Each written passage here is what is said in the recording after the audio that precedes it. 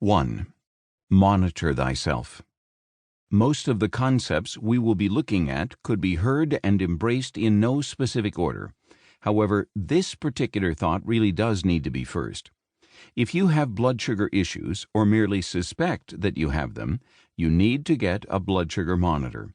If the idea of frequently having your blood drawn turns you off, well, better to draw a little speck of blood a couple of times a day rather than to have your blood filled with sugar, destroying your organs, sapping your strength, and bringing you to an early grave. I will never forget the first time I checked my blood sugar. I was at my office, and our assistant brought me an extra monitor from home. Her husband was diabetic. I had shared with her and some of the others at the office some of my shaky experiences, and she wisely perceived that this was a problem with blood sugar. I suspected as much, but didn't want to face the truth. I was terrified.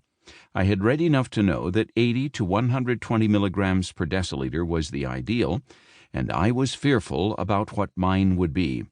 What if I was a raging diabetic with a level of 500? In fact, I was so nervous I couldn't seem to get a full drop of blood on the stick, and we had to try several times and several pricks. I watched the monitor with a racing heart as I waited for the verdict that might determine the rest of my life. Finally it came, and it was decent in the 120s, as I remember. Feeling emboldened, I checked myself a couple of hours later, and my level had dropped to around 60, too low. I was too ignorant at this point to know why it would drop so much, but at least I was off and running. I would be taking hundreds of blood sugar readings in the next year. Eventually, I began to use these readings to make decisions about what kinds of foods were best for me to eat. Lo and behold, I found out that the higher the carbohydrate content of the foods I ate, the greater the rise in my blood sugar. No surprise, right? Like most people, I assumed that foods known for being sugary were the main things I should avoid. But my glucometer taught me an interesting lesson. Carbs, carbohydrates, will affect our blood sugar regardless of their source.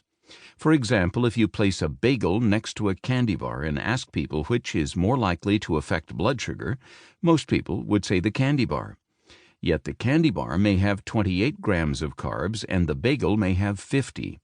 And if you say no to the candy bar but yes to the bagel, feeling very proud of yourself, and then go and check your blood sugar when it's at its peak, you will be shocked that your body wasn't particularly impressed with your choice.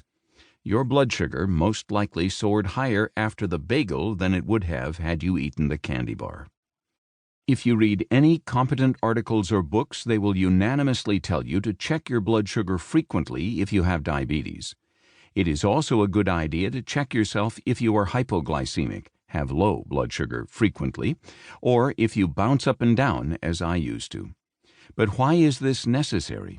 There are two primary, very powerful reasons to do this, and they have to do with assessment and accountability.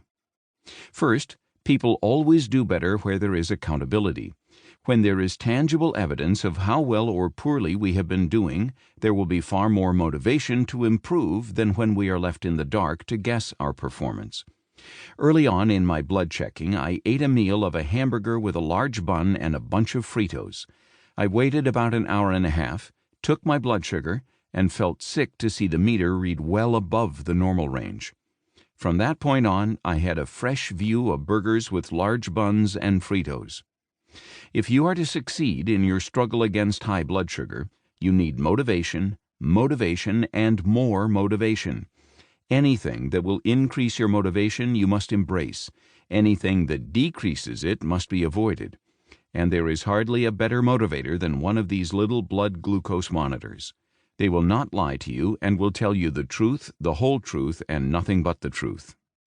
There are a gazillion books on the market about diabetes and blood sugar and myriads of theories. Some folks will tell you to swear off all animal products and become a vegetarian. Others will tell you to pile on the meat, cover it with cheese, and then pile on more meat. Some will tell you that diabetes has no cure, and others will swear that they alone possess the knowledge that will totally cure you.